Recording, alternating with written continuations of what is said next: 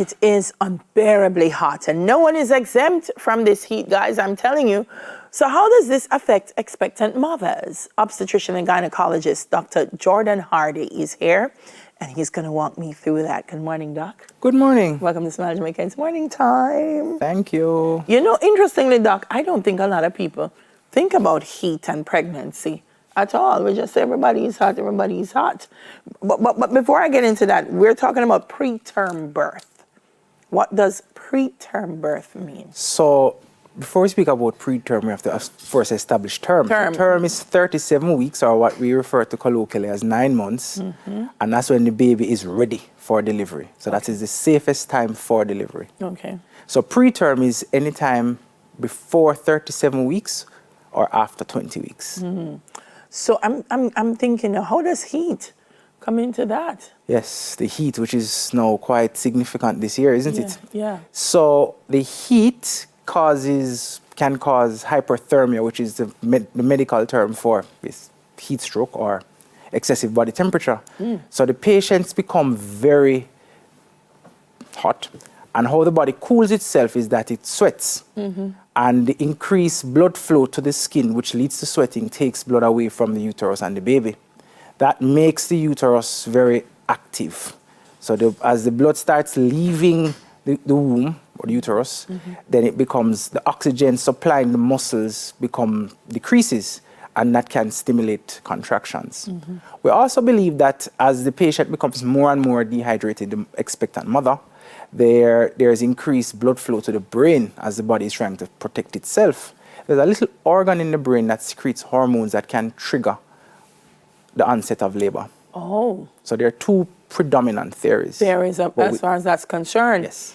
And so I'm thinking, okay, it's important to keep cool, to hydrate, but are there pre-existing conditions which would make some mothers more susceptible to this heat and preterm than others?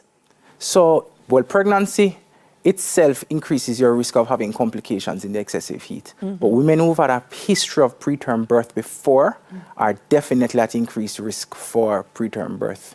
Anybody who's had a procedure on their cervix, like they've had an abnormal pap smear, that increases your risk of having a preterm birth.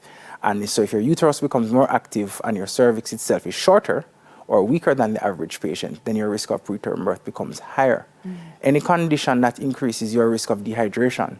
So some women may have had preconceptional diabetes that may also increase their risk. Yeah, I was going to ask you if some of the comorbidities that we talk about here in Jamaica. So you mentioned diabetes, yes. Hypertension. Good old sugar. Hypertension can, especially if the patient has had a long-standing history of hypertension and they started to have complications associated, like kidney complications associated with the hypertension prior to achieving a pregnancy. All right, so I'm watching. I am an expectant mother. I have a friend who is expecting, or my spouse is expecting. What are some of the things that I can do to mitigate some of what you're saying in this heat? What can I do? So the first thing is that I'd like to emphasize that pregnant women do not realize they're becoming dehydrated until they are significantly dehydrated because of the changes associated with pregnancy. So once you are going to be out in the open, it is very important for you to monitor your fluid intake and how often you go to the bathroom. So most pregnant women will relate that they go to the bathroom. Since they've become pregnant, they've been going to the bathroom more often than usual. If for some reason you realize you're not going to the bathroom to urinate as often as you would, then that may suggest that you're becoming slightly dehydrated. Also, cooling techniques, if you have access to air conditioning or fans, that will help you to remain cool. Cool beverages, monitor your time outside if you are able to.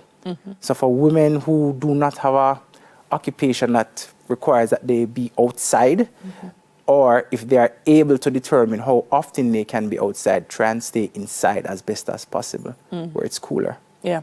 I heard you would hydrate. Sometimes we hydrate with the wrong things, man. Oh, boy. So in terms of what we intake, water for sure.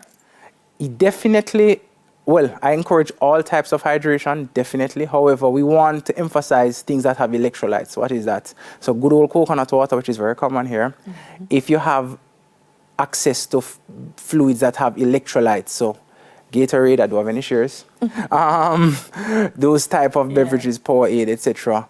Things that have premix that have electrolytes in them, then we definitely recommend them.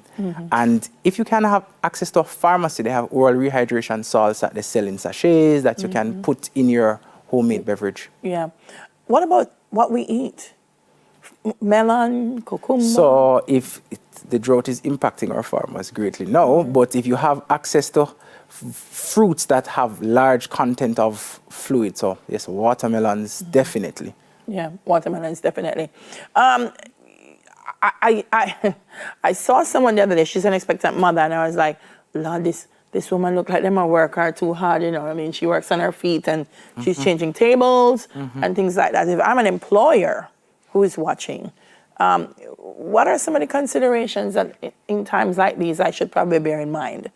If my employee comes and says, listen, I'm an expectant mother, and with this heat, there are some adjustments I have to make. You said one, don't watch the time that you spend outside in the sun. But what are some of the other things that you can think of? So definitely employers can, as we had previously mentioned, look at how much heat exposure their employees may have. If you can schedule them to work in areas where there are air conditioning units or cooler areas. Cooling bricks, we see this quite often in sports like football with the reggae girls. But if you can give them a moment to have a cool drink, and also if they can sit. So if they are in a position where they can be offered a seat as opposed to, as the example you mentioned, where the person was frequently on their feet.